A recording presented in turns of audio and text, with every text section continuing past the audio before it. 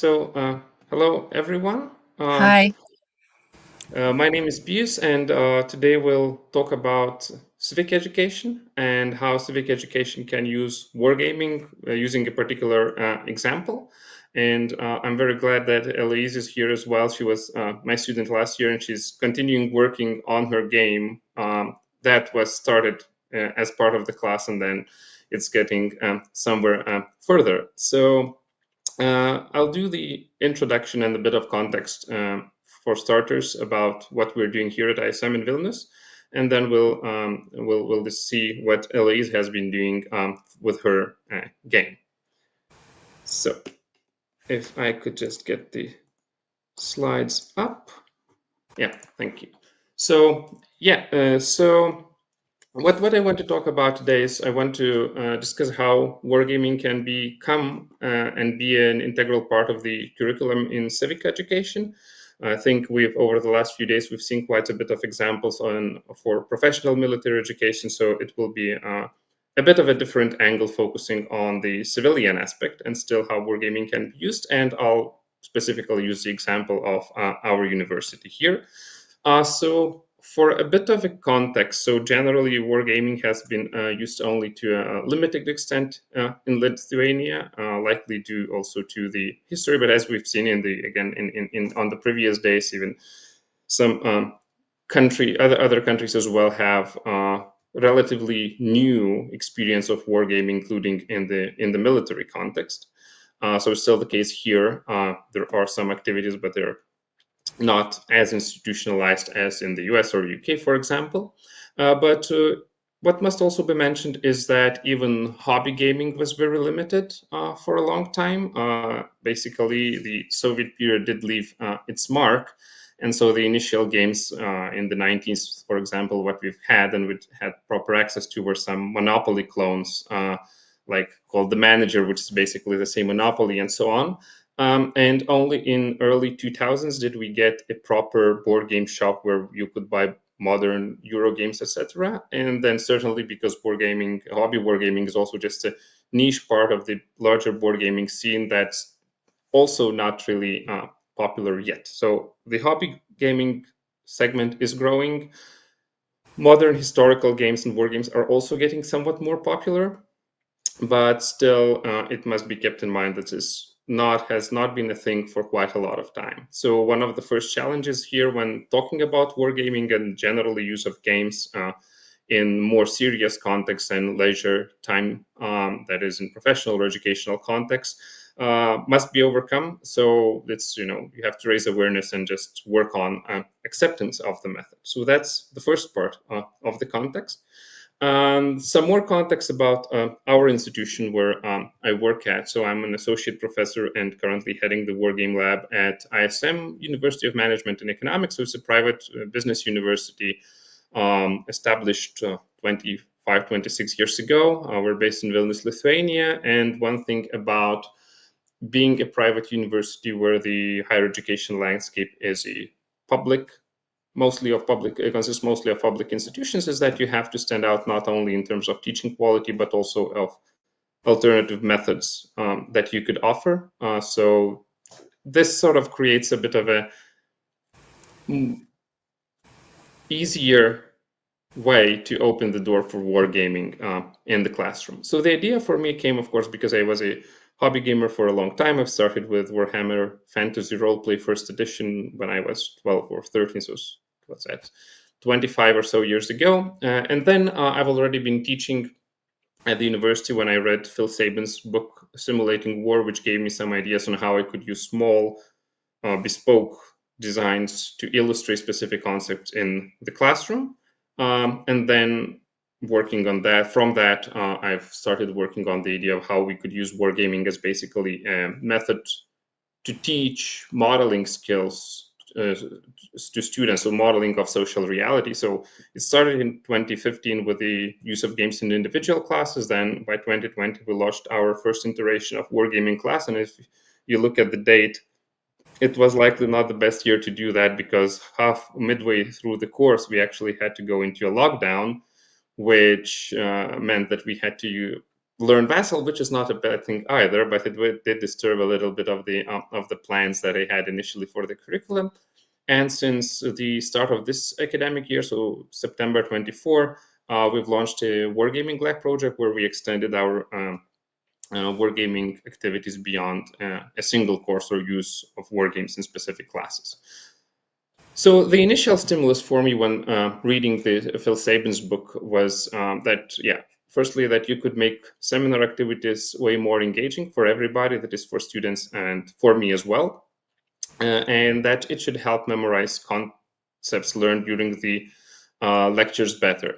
So my hopes were that students will be more engaged during the seminar parts of our classes, that they would learn the concept better, and also using the games they could provide them additional contextual information. If I set a game in a specific context, that they also learned about that context. So my first game that I've introduced in the class was in the class of comparative politics. So I have a master's in political science, and then I did PhD in economics. So these are my main fields where I work on when teaching. And so the first game was about revolutionary cascades. So basically how public movements can lead to toppling dictatorial authoritarian regimes.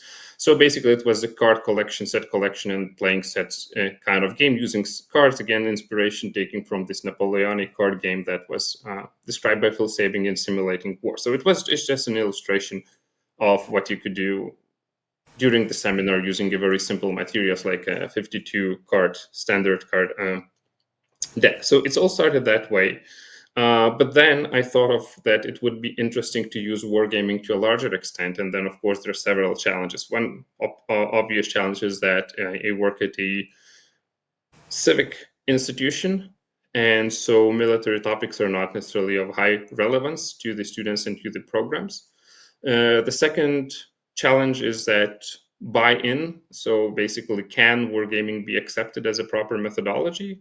And is it anything more than just having fun? It's cool when students are having fun, but I'll mostly get paid to get them learn something, not just have fun.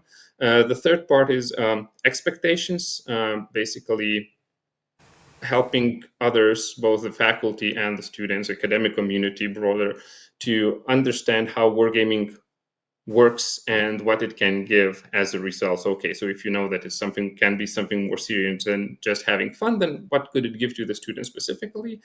And one more challenge was basically understanding the background the students have in modern board games, because, well, when I talk about wargaming here, we focus specifically on tabletop games. And is there variation in their experience with modern board games, or and what's the general level of that experience? Because that's important information to understanding how should we start and where should we go then. So the first step that I took when discussing with my program director was, first of all, I had to integrate wargaming as a method specifically with the learning outcomes of our programs. So one thing is that being a business school, we only have tracks in management, economics and political economy, and finance. So this a little bit narrowed it down when considering program selection. And it also narrowed it down because our program learning outcomes are generally quite high level. So, and the two key ones for wargaming that I could think of were the critical thinking part and helping students become independent learners.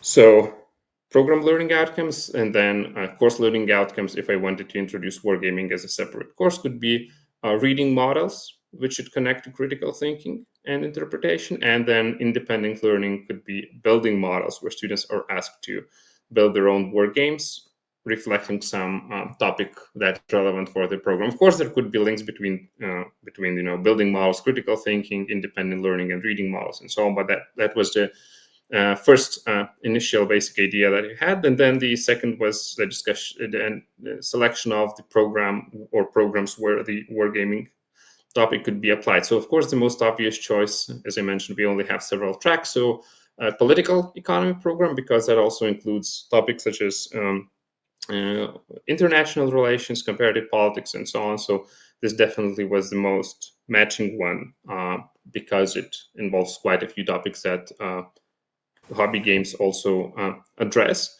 And there certainly was this tension between military and civic topics in war games that had to be addressed in one way or another. So showing how even playing games such as We Are Coming Nineveh, focused on specifically on urban combat, could still inform students not only in terms of modeling but more generally what they could take away from that from the class. So relating to those program learning outcomes, course learning outcomes, and wargaming activities, then playing and analyzing game contributed to one, or at least as outlined in the curricula, it contributed to one part, that's critical thinking and development. Own games contributed to independent learning through building models in small groups. So after having these discussions, the course was confirmed, and now we're having a new iteration of it. And this week, the students brought in their first prototypes for the semester, which was always a very exciting day, likely the most exciting day for spring semester. So when coming back, then when thinking of how then wargaming can contribute more broadly to the civic curricula that we have at our institution, then if we look at wargames as social science models, then it must be mentioned that my students usually have previously had at least courses on what I call here relationship-based models, that is more statistical econometric models that deal with quantitative data. And they will have had at least a couple of courses on game theory. So they already know different ways to read social reality and to interpret it and also to model it.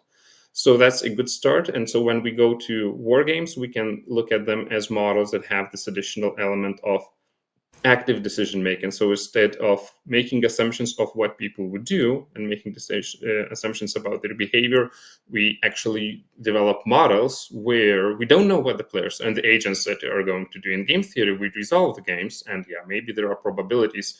Not everything is with full certainty, but we still make assumptions and understand what we can expect agents to do. Here, players can do anything that is within the bounds of the model. So it's sort of a step up from the other modeling courses that students mostly have already had. And wargaming also relates to those. So definitely it includes those relationships and the model itself. So how one factor affects another factor. Coming back to game theory, students can see the link between what they've learned about behavior and also possible deviations from standard rational choice assumptions from that behavior. And although we don't have a separate class on agent-based models, I try to include them in at least a couple of game theory classes so that the students also know that they are out there if they want to go and learn more about them a little bit more, which links to wargame models again, specifically through rule structures and behaviors that agent-based models have. So as students have this background, then wargaming is basically the final step, because it's in the final semester before they start writing their bachelor thesis.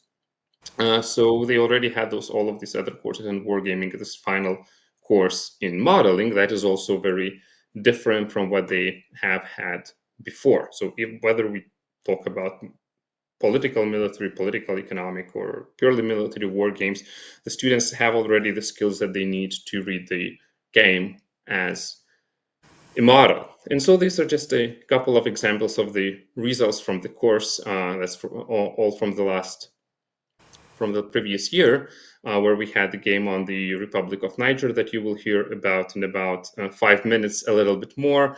We've had games that are more or less economic focused. So here at the bottom, in the center bottom, you see a game on privatization in the 1990s. So after Lithuania transitions from the planned economy to a free market economy. Up there in the right-hand corner, you see a game about the Jeanne d'Arc, so the 100 Years' War, and so on. So the topics are quite varied. The most important, I give freedom with that to students. The most important thing that they have to clearly show through design notes how the game mechanics work as metaphors for the economic, political science, or finance, if they're from finance theories that they have studied in other courses or they've read upon when preparing this specific game.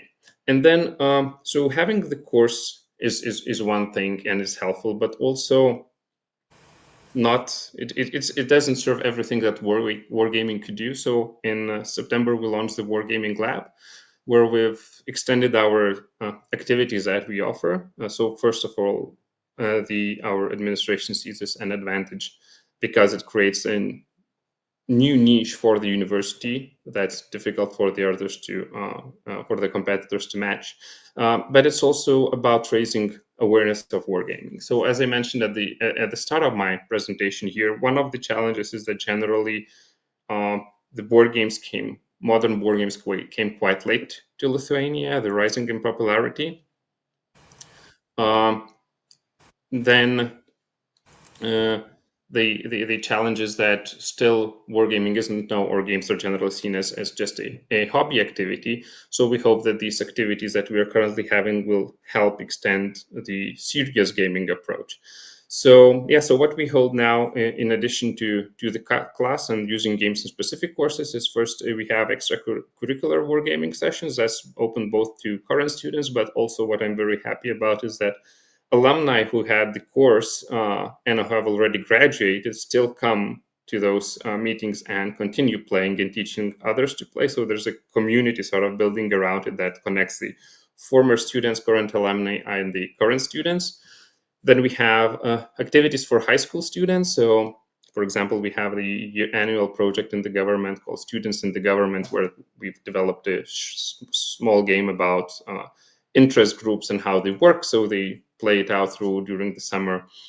We have activities for a competition winners, where the class would come to our university, and then we would play some war game to select it. Then with Wargaming Lab also, we've taken more steps in network building, which is a very important part. And I think that's in terms of academia, I think wargaming academics are the most is the most open community. So there's definitely a lot of support for that, whether with advice or with any other means. So we're also now having projects that are not only internal domestic to Lithuania, but also with partners from abroad. Students have started working on their thesis that would incorporate wargaming, or at least serious gaming, if we call it.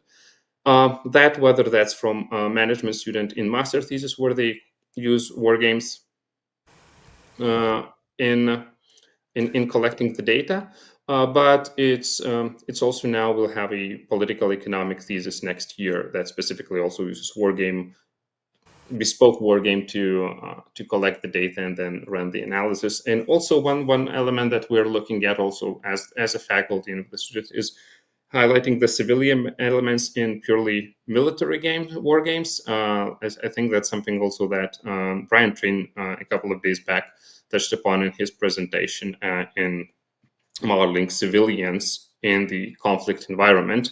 And here we also use one of his games, this Quick Junior, during one of the gaming events. So a game on, basically a convention for mostly computer games, but we've had our own sessions too, running Brian's Quick Junior game to illustrate how war games work, and also how the military and civilian themes can emerge in those games. So to summarize, then, I think if what's important when bringing wargaming to civilian education is, first you have to get the foot in the door. So using your war games in other courses more lightly, because if it's one seminar or a couple of seminars, nobody's gonna be triggered by that. Then the second is making room for a war game design course by aligning it with learning outcomes and program objectives. If that's aligned, I don't think it should pose any problems. Then the third thing is extending the activities further. So if it's remains bound to the course, it's likely to stay there. So you have to do a lot of outreach, a lot of playing with students and former students, a lot of speakings in different contexts, including the media, other institutions, and building basically a network. And I think this network part and building a network is crucial importance to making wargaming activities take off. And yeah, that's, I think, it from me. If you want to reach out to me, here are my contacts. I do also have a Substack account where I sometimes write about using games in education, and I'll be looking forward to any questions that you might have after Héloïse presents her game. So thanks for listening.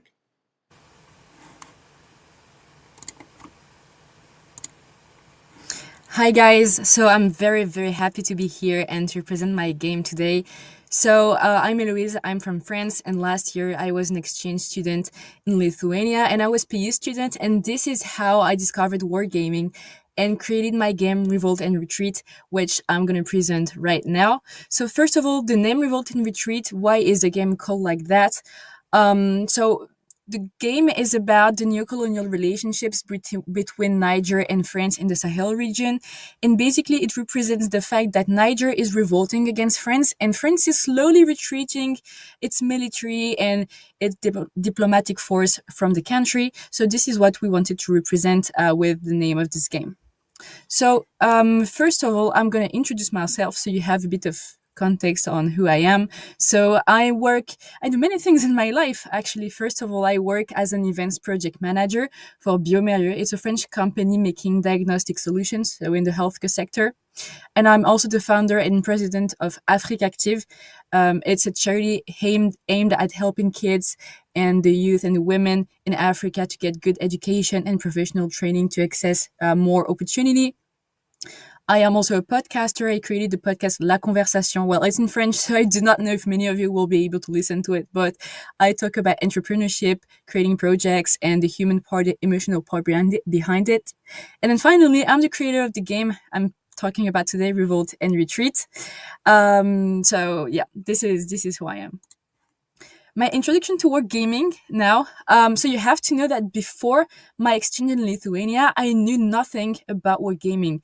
I mean, it felt like very far from me, from who I was, from a lot of things. I never heard about it, really. So it was a great introduction. I actually I wanted to take another class, not Pijus class, but the class I wanted wasn't available during the semester I was in Lithuania. So a lady from the school, from the administration, told me that, hey, there's this class, simulation development. Do you want to take it? And I was like, I mean, yeah, that's the only class I can take.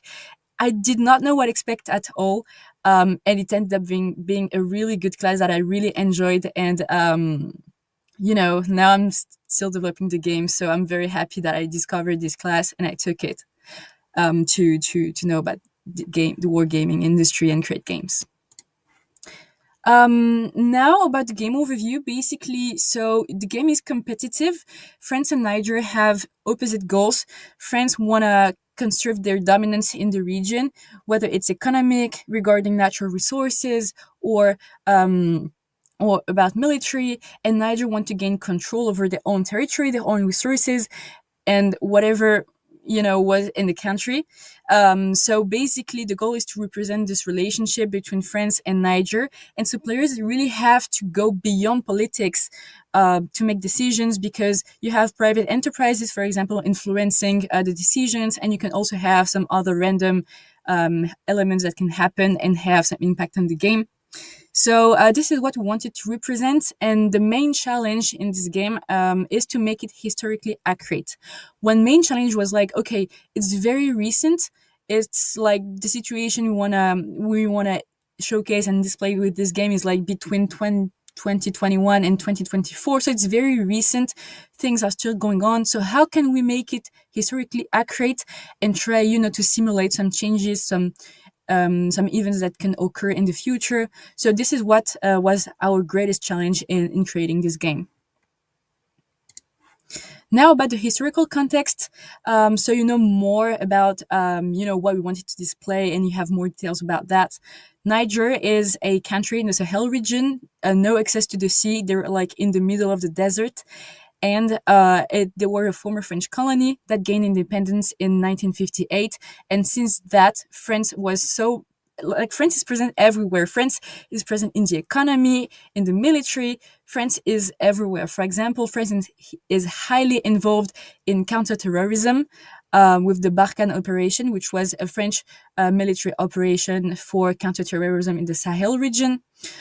France is also exploiting the natural resources. For example, we have the company Herein, which is a company working in the nuclear sector, exploiting the uranium mines. Even though now we have like the US, Canada, China trying to, exploit some mines as well, France really is the dominant country in the region. And so another challenge in Niger that we have to talk about is the disparities in development linked to natural resources. Because in the south of the country, you have the Niger River flowing. So basically, you have water to irrigate for the cultures, for plants, for whatever. The south is more industrialized. There are more things, more everything, more people. It's more populated, more economically dynamic than the north, which is basically the Saharan desert. There's nothing, a few cities here and there, and mines. And so all these challenges led in 2023 to a military coup that ousted Mohamed Bazoum, which was the official president of Niger. And since then, the country has been ruled by a military junta led by Abdourahmane Tiani. He was an army general. So tensions with France were increasing. The French ambassador was sent back to France. Basically, they told me, you have to go, like, just leave the country. It's not your country anymore. Basically, that's what was happening. And this junta had a lot of support from Russia through the Wagner Group, which he is very present in the Sahel region. So it's a very challenging time for the country. A lot of things are moving, and this is what this game was relevant for us, and it was very interesting to develop. Now, dynamics and mechanics. So basically, dynamics, what's represented in the game, and now mechanics, how we can translate that into something that's playable. So basically, we wanted to represent the move of people and the exploitation of natural resources to generate returns, because this is what's going on, and this is what we wanted to represent. Like tactical movement of troops, for example, plays a great role in contributing to a player's victory. And then mechanics wanted to translate those dynamics into something that's playable, that's into something that people can enjoy. And so people will have to use money tokens, use action cards, roll dice to make some decisions. They will have to manage a lot of different aspects. It's a very complicated game, even for me as the creator of the game. It was complicated to know how to manage all these resources.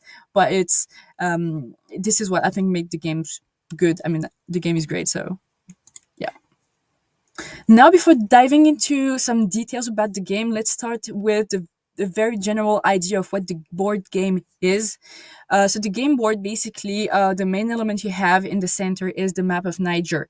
So you have the different regions represented, and in those regions, players at the beginning, we have to place military troops and resources, natural resources, uranium, gold, and we also have mining resources like coal or this kind of resources in the different regions. And then throughout the game, they will be able to move the military, purchase resources. This is the point of the game after all. On the left, you have the points track. So players have to start at the very bottom of it. Like the blue dots are for France and the red for Niger. And the goal is to play their way up until they reach the dot with the flag on it, because they mean that they win the game if they do reach these dots.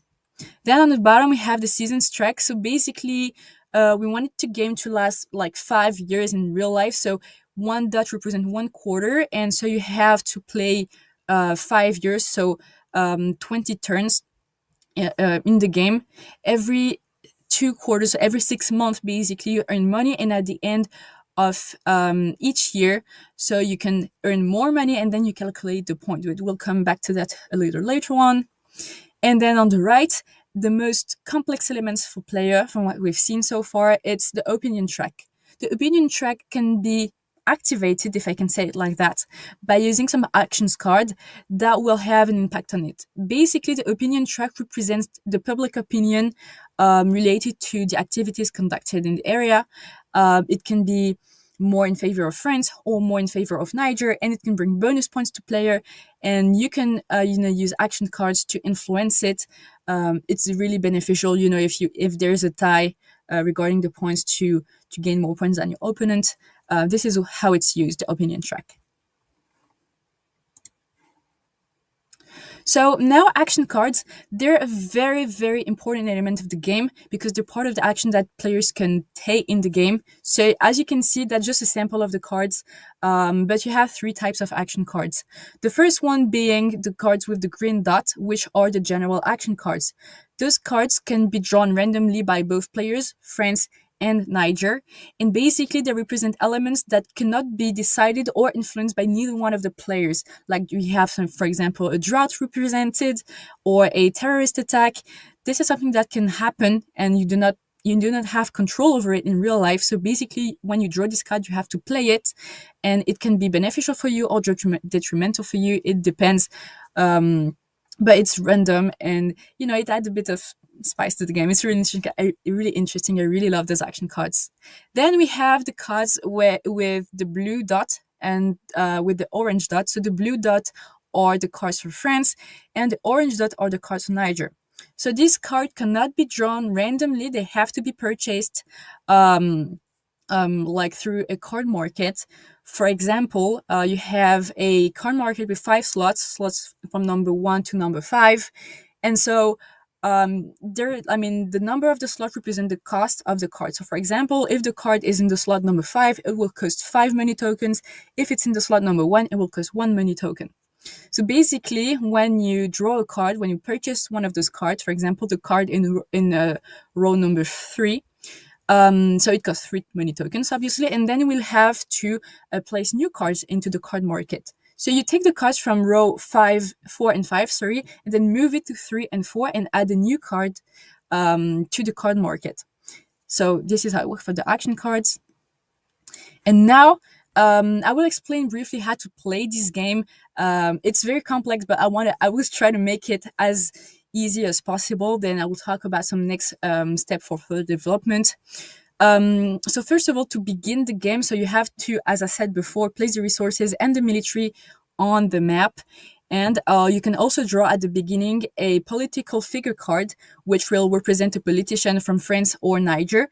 And the goal of it will be to have, an additional goal that will bring point at the end of the game if you reach the objective. For example, having more uranium than the opponent in such region, or having more military than the other, or whatever it can be. Basically, if you reach that additional goal, you will have more points at the end of the game. So France plays first, and France has more military, more resources, and more money at the beginning, because that represents the dominance of the country in that region. And so players, when they play, they have so many actions to choose from. Like they have 6 actions they can choose between: extract resources, buy and station military troops, move troops, use an event card, skip the turn, or after 2 years, they can also involve allies.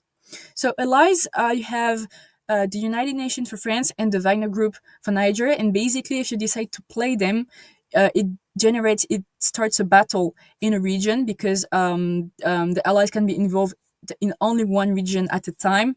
And so basically you have to roll a dice to decide the outcome of this battle. And then if you win, you get military and control of resources. And if you lose, well, it's the opponent who gets it.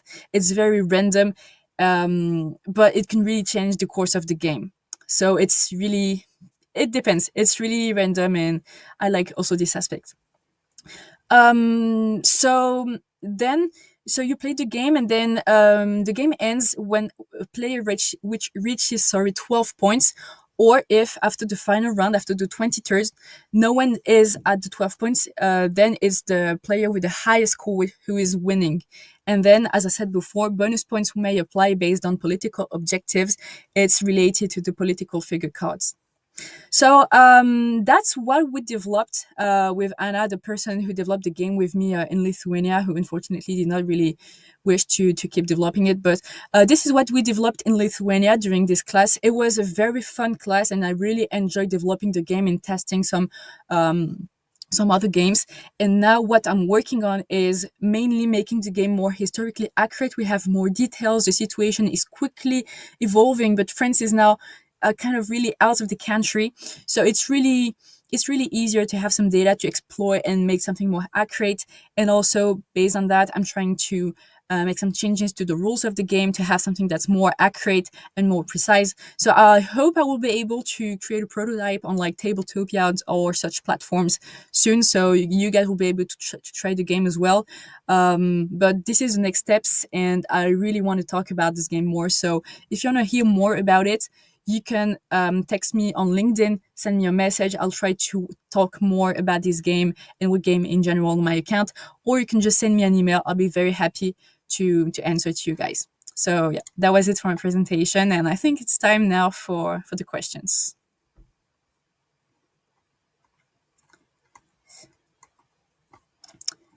Pijus, maybe if you want to start, I think the first question was for Yeah. you. Yeah. So, how did you overcome the buy-in challenge, which seems to be the biggest barrier to getting wargaming into programs and institutionalized in general?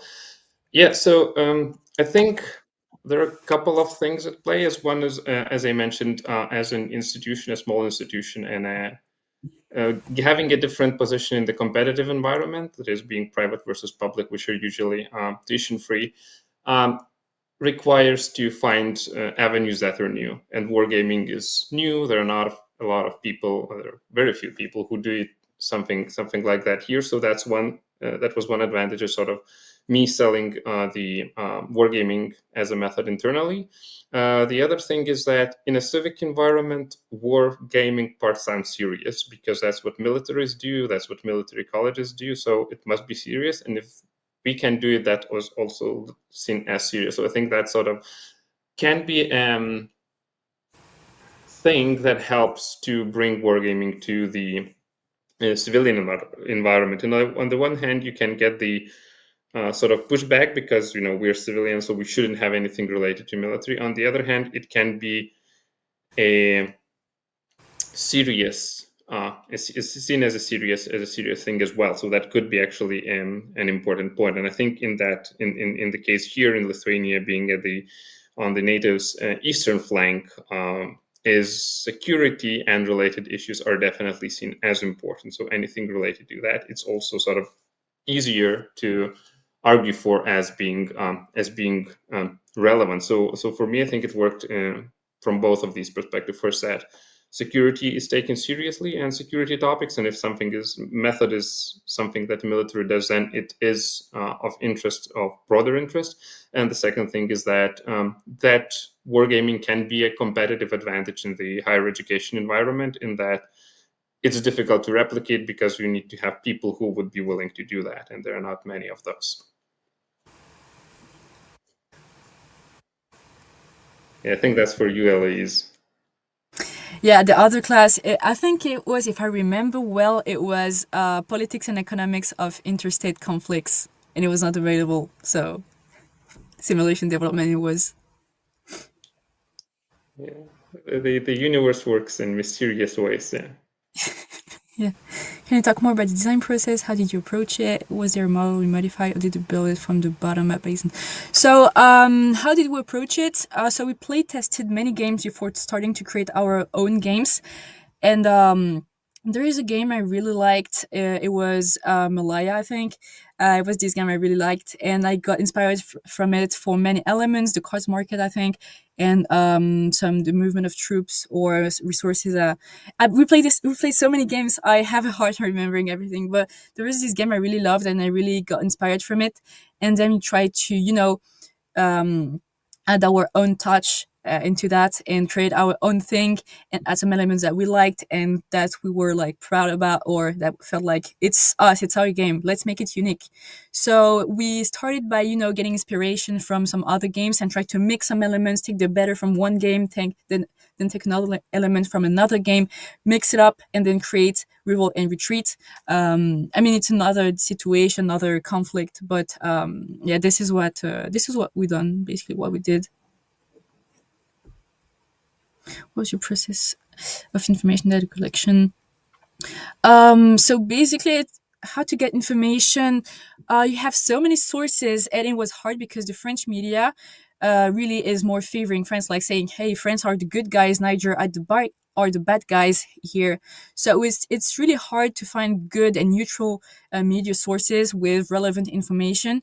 So it takes quite a bit of time to navigate through internet, find academic articles as well as media from African countries as well to compare different point of view and then have your own idea of the situation, and then different what was necessary. It's complicated because I kind of want to say everything is necessary. This situation is so complex, and in real life you have to manage so many elements that everything is important. But then you cannot represent everything, because otherwise the game would actually last 5 years in real life. but basically you have to have a goal, know where you want to head, what the goal for the game will be, like what you want to represent, and then try to select the good sources based on that. And I would recommend something, it's to create like a separate email address on which you can subscribe to newsletters, or I don't know, these kind of things, watch YouTube videos, have some notifications coming about some new content. That's really useful to have information easily on hand. Then you can try to see what you want to keep and what you do not want to keep. So I would recommend to do that for information collection. Can you describe how you choose which action to include and which to leave out? To leave out. Um, so basically, for the general event cards, we kept everything that we had at first in mind, because it's so general and like so not decided by the players that we could keep everything. For example, terrorist attacks, or I don't know, like droughts, or like climate crisis, whatever. So we could just keep everything. And then yeah, we had to make some choices when we're designing the cards for France and Niger, because at first we wanted to just do a lot of things, represent everything, and it was impossible. We wanted to make something accurate, so you have to really choose, okay, what makes sense, what can happen in the future, like what's realistic and what's not realistic. And if something is like not possible in real life, you should better leave out. But it can be hard, it can be very challenging, because you never know what can happen and what cannot happen. And basically we try to limit the number of cards with action involving external parties like the United Nations or some other country. At first we wanted to have the USA involved and the UK involved, and I think Canada as well. And we said, okay, it's going to be too difficult, and we do not know how these countries um are gonna act in this area of the world. So let's just leave it out, because otherwise the game will like just lose its accuracy, which was not the point. Um, how do you manage ambition with keeping the game playable? Um, it's a great question. So how do you manage ambition with keeping the game playable? So basically, we have to stop somewhere, and accuracy, things are evolving, as I said. So the thing, I think our goal now, the goal will be to represent recent elements that happened, that are now like done, will not change anymore. So it's accurate, it represents what really happened, but you can still, try to change the outcomes a bit to see, okay, if, for example, France acted this way, like had less mines in this region or had more military, this could have happened that way. So this is how it works, and this is how we could keep it playable. But it's a challenge, of course. I mean, everything was challenging. I was very new to wargaming, but so you have to make some decisions. And I think what separates a good game from a great game is actually taking decision, and knowing where to stop to not make it too complicating.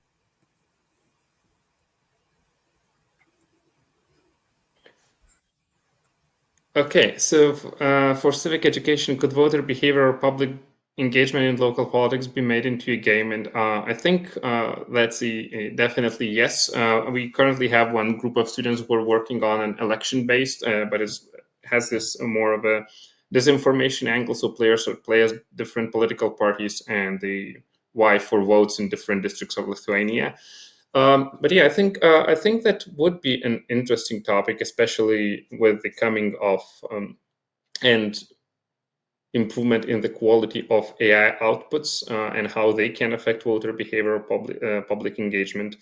So I think yes, and including at both at national and at local level. And I think, especially for the local level, it could be something that would be valuable for communities in sort of civic education, specifically help build to help build, especially for example, youth's engagement with politics and not becoming, totally agnostic towards whatever is happening in politics. So I think it could be this topic could also have this very specific goal. Games in this topic could have this very specific goal in bringing and making people engaged in politics through the local level to better understand that the processes and the issues at stake. So I think yes, I think it would be a challenge. But yeah, even we already have some attempts to do that in the class. So I'm very curious to see where it goes by the end of the semester.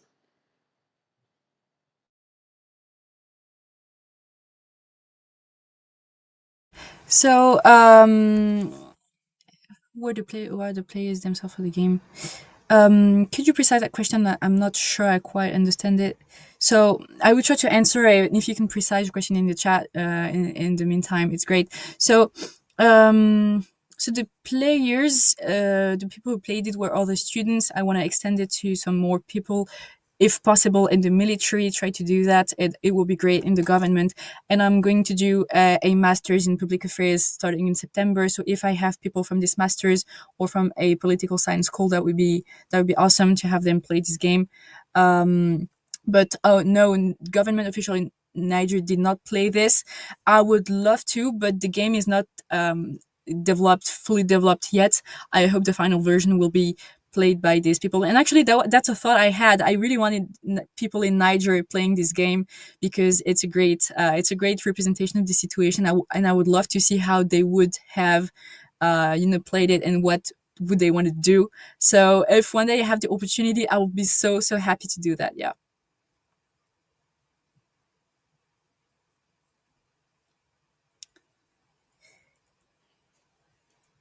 Okay. Are there? Okay. So one more thing, if there are no more questions so far, coming back to Jan's question on the buy-in, I think the other buy-in part comes from students. So like Héloïse just ended up in the course not on her own free will, so to say, initially, but I've had students for whom it was a compulsory subject and who said that, I hate board games. But then after two classes, they said, oh, these are different types of board games. These are okay. These are actually interesting. So sometimes you just need to show them that, modern board games can tell stories about different things, about things that they learn. And I don't think there's a huge community in Niger, but I know for sure that people interested in military strategies. So I think those people would be the target for this game. Otherwise, people in France will be very interesting, I think, because it's a conflict, involving France. And French people interested in politics and military strategies really like those kind of games. So if it's not in Niger, it's in France. But Niger would be better, of course.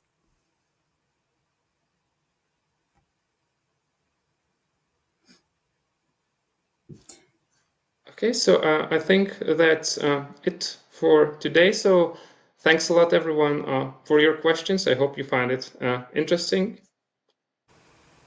Yeah, thank you guys for attending. It was a pleasure to talk about this game and do this presentation with Pijus. So if you have any questions, feel free to reach out on Discord on the server, or you had our LinkedIn email addresses as well. So do not hesitate to reach out to us those way.